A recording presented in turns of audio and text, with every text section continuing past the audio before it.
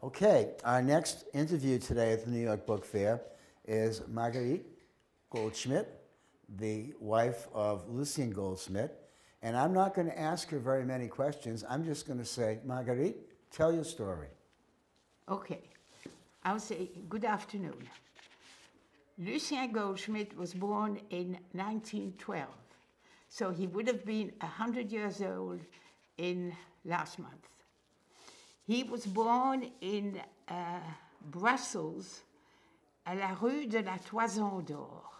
He was very fond of that because it's like a book, you know. And his father was in Brussels. Lucien was like me, 2 languages.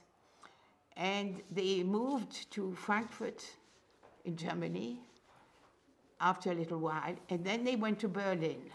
His father was a lawyer, and Lucien went to that famous school, le Collège Royal Français, which had students, boys, from all ages, from all countries. Quite a number came from Russia or anywhere. He got his baccalaureate, and then got a job at the auction house of Max Perl in Berlin. And after a little while, things got a little bit, because I'm talking about when he was about 19, and he was born in 1912, so you can figure out. And he, where's I going now? Oh, at Max Perl. And one weekend, it was on Saturday, he told him, you know, things are getting sticky here. I think you better not come on Monday to work. So you take an attaché case, you say goodbye to your parents, and you go to Paris. Whether Max Perl knew Pierre Berès, you know Pierre Berès? Yes. Well, he was part of also the game. He's a very difficult person, I can tell you, but he died also very old.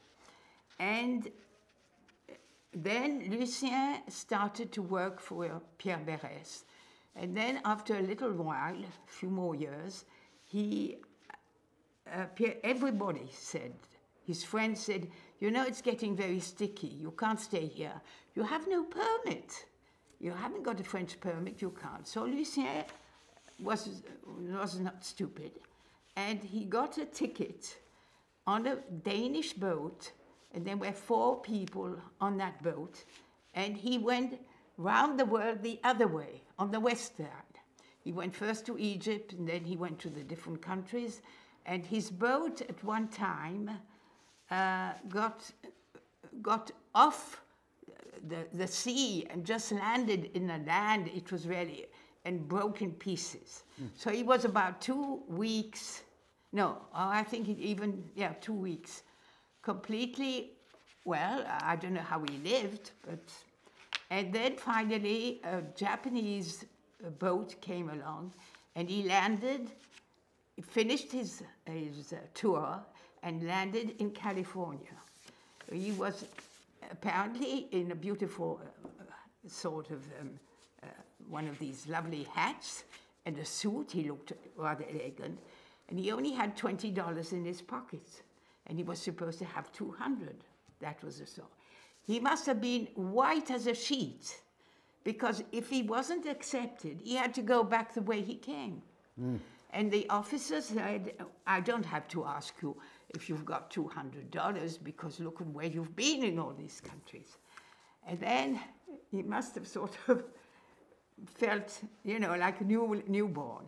So he had his eldest brother working at the State Department in Washington, and had to ask him for money, and he came by bus and landed in Washington. Then he came to New York and started a little business. He went to auctions.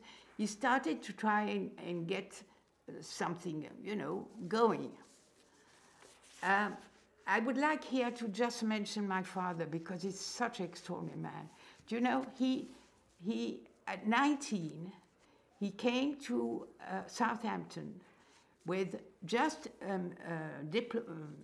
sort of diploma. And he was also in languages. He had not been, he could not go to a university. So he got jobs translating this and giving maybe lessons.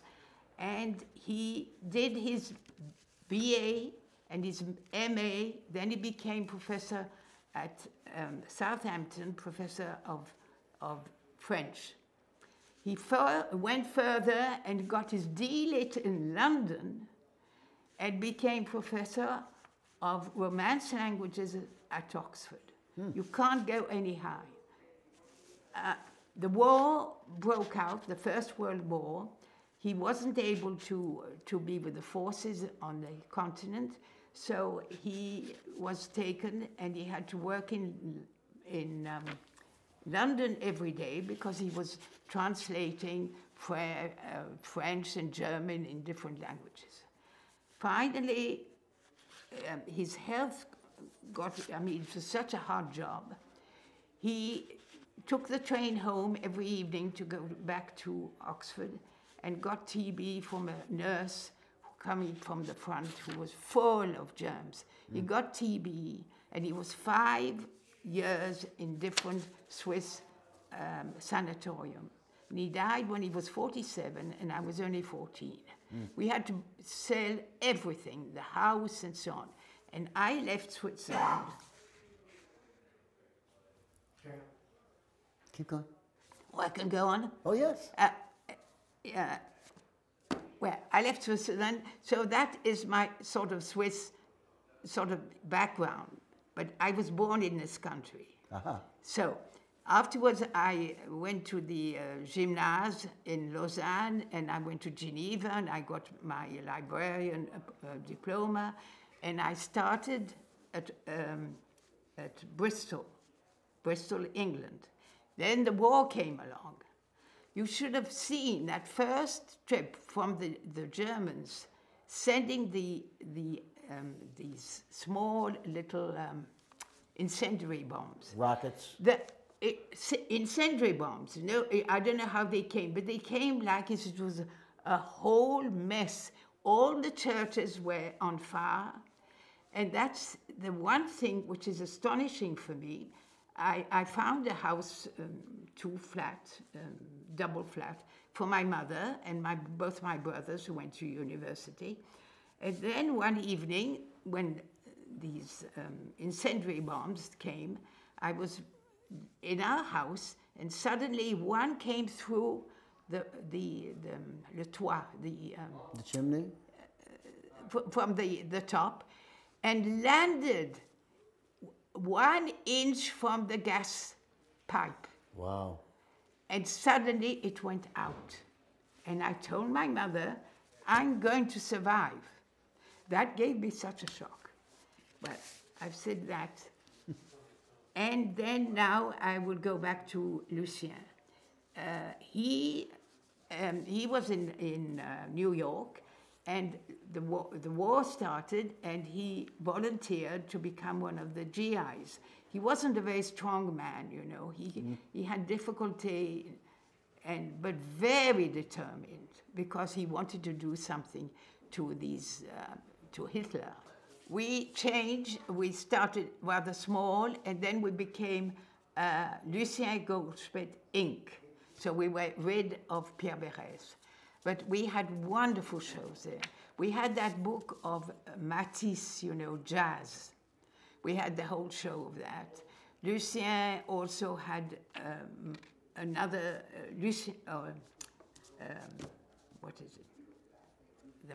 The man I told you was, oh my gosh, that's terrible, I can't remember now.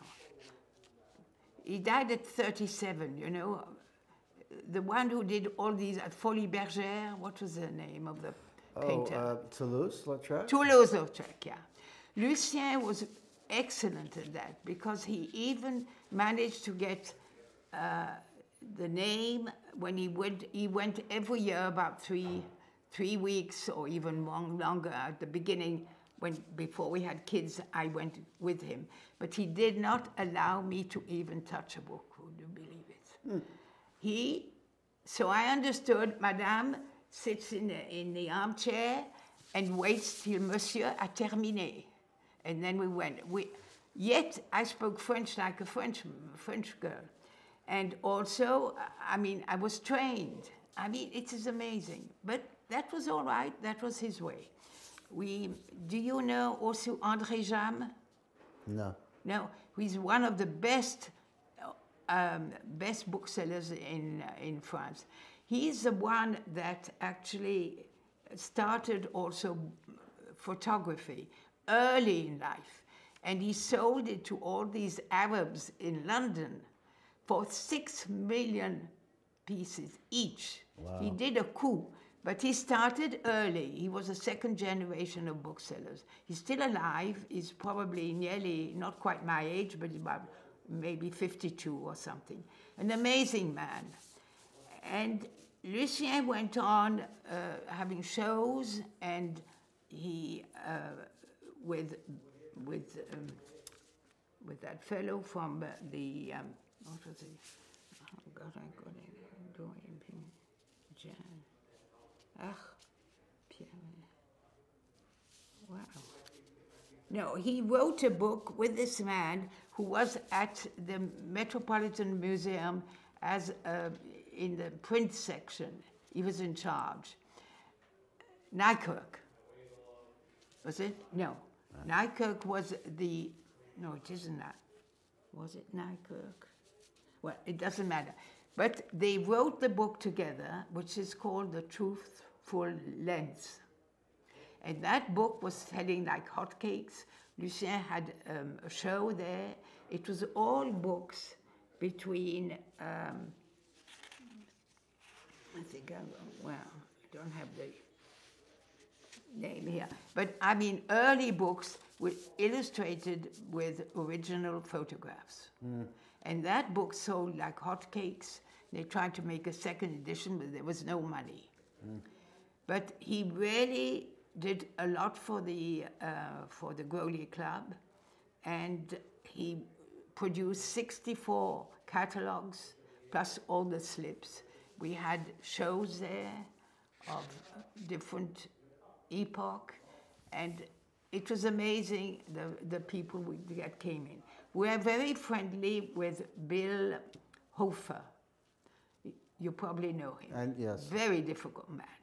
He used to come the day before Christmas, come to the shop, and Lucien had to spread out several books. So I said, I take this, I take that, I take that. Now you give me 10%. He gave him 10%. Lucien started to think, well, that goes a little bit far, because I am hardly making any money on these books, and he asked me for 10%. So he came again. It was regular, just like a clock, every year. Well, we saw him before too.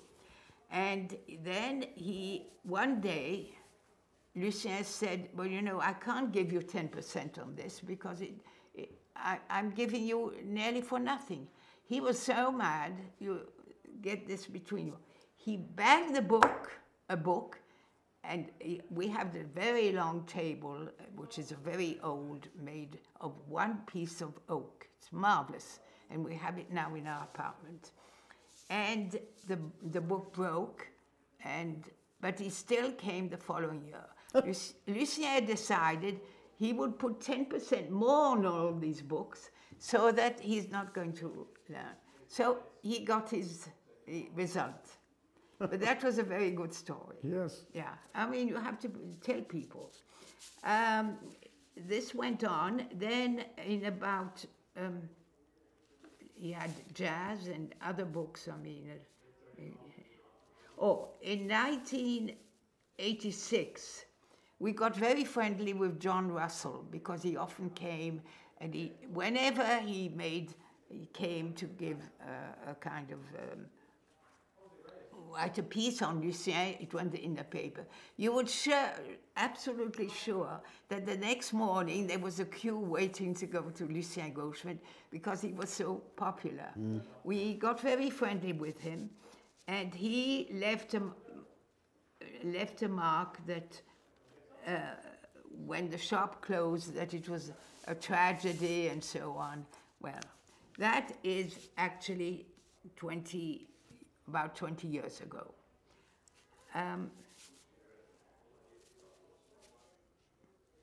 No, it is Neston Neff, the person who was the one that wrote with Lucien on the truthful lens. You don't know him. He's now at the what is it, the new place somewhere in California. Well, At the Getty? At the Getty Museum? the Getty. That's where he is now. I haven't seen him since.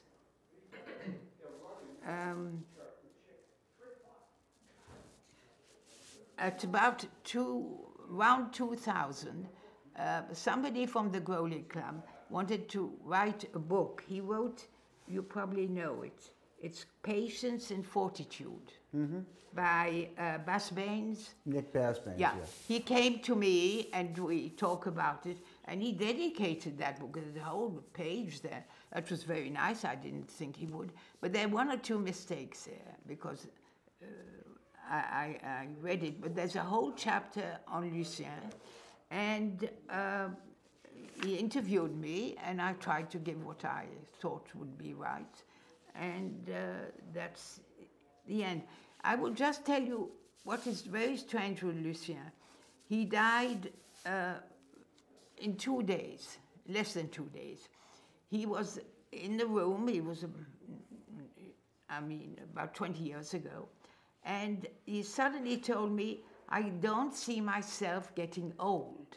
And I said, Lucien, but how can you say that? Nature gives you a picture. Every year it dies and it brings new life. You have to sort of do it. But nothing was doing, and he never told me what to do. So I had to do what I could. And then suddenly we went to the doctor, and he came back the next day. He was in bed, and he tells me, could you make me a cup of tea? I said, sure, but real tea. Now, I knew something was wrong because he never would have talked that way. I went to the kitchen, and he must have had a heart attack, and he fell on the floor. That's how he died. In a way, I think it was good, because he would have been so miserable with how the world has changed. He was able to be in his gallery. He actually, it's in 1986, I think, closed the gallery in 1986. He decided when he was 75, that was time. He told everybody, I don't want to come out on a stretcher. So we had 4 years of doing what we wanted, and he bought more things, and he was busy, but he was really not happy because he saw himself getting old. But he never wanted to do like I did. I started 40 years ago to do some yoga and some exercises, and I changed my food completely. I think the doctor told me afterwards that I saved him in a way, because at lunchtime he was eating ham and these sort of things, which were not good. But at night, when he came for supper, I had no salad because he couldn't chew on it, but I had soups homemade, and I had lots of vegetables, and all things that were very good for him. Well, so that's it. Okay, I only have one question for you, Yeah. and you don't have to answer it if you don't want to. Oh, no, that's all right. How old are you? What? How old are you? I am, what do you mean, 99? Okay, I just... No, is that all? I'm going to be, in 9 months, I would be 100. But it is not easy, because things go in the wrong direction. Now you have to make a much bigger effort. I still live alone, and I still speak to some French to somebody. And what is nice, the young people are willing to ask me, and we have great time just talking French, or, sort of, I'm showing how to cook, because most people don't know how to cook. And I think that if you can still go on doing it, well, maybe all right, but naturally one day I also make mistakes with my check. My kids now, unfortunately, I don't have quite so much independence, but I can still have them for lunch if they come. And I have continued to take them out at Christmas and also at Easter to a restaurant like Lucien did, because I think it's really important. So this is the blouse that Lucien gave me in a long way. Oh, and also that jacket. He was very good at that, because we went to Europe every year. So on the way back, we went to Toulouse, and the woman in charge of the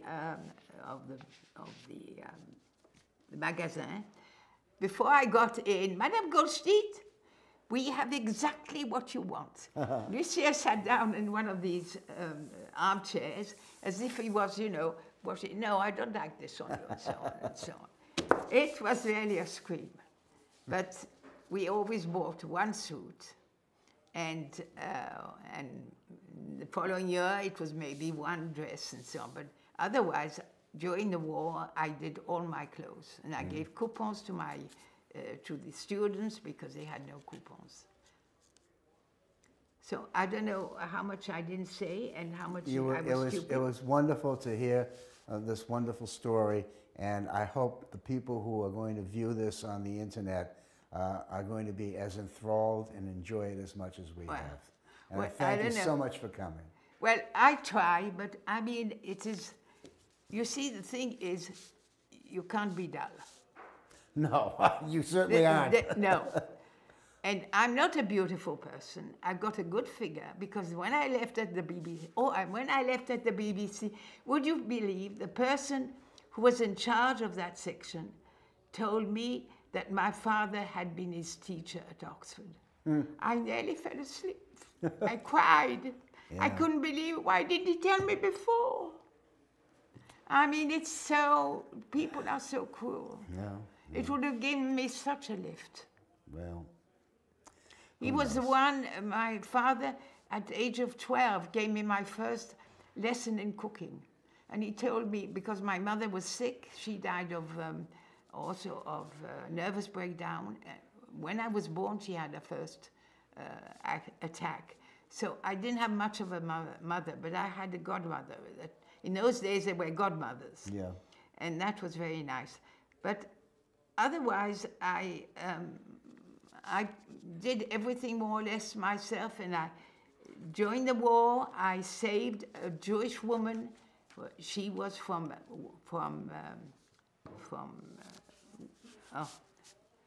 Europe, one of these countries. And she was at Bristol University, and she got a job there, also in the library. And after one day, the head man got annoyed with her because she was so Jewish, and you know, that's sort of rather nice, but very, very clever in every way. And I said to her, she said, I've lost my job. I said, don't worry, I'm going to see the head man who has just arrived from King's College, because they evacuated to Bristol, and they lost all their library in the big hall, because there was a double stacks. Yeah, it was done by these people that were in money, in smoking, and so on and so on. And I met several of these people, so I went to this man because I knew him, and he said, oh, don't worry, we'll be delighted to have her in the library. She was immediately taken, and when they went back to King's College London, at 80, she was given a big party. So I felt that I did one good thing.